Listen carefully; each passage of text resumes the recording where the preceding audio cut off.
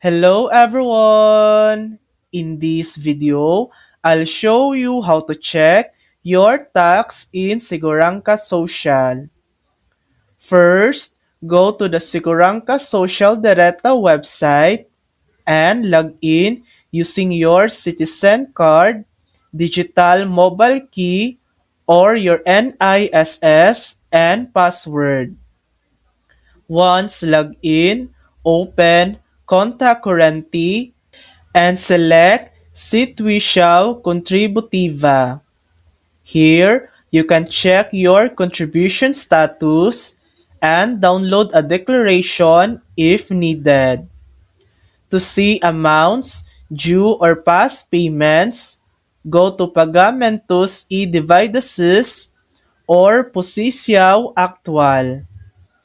You can also authorize someone else to view your status.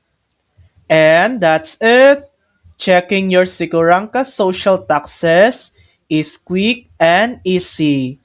Thanks for watching. If this video helped you, please like and subscribe for more helpful tutorials.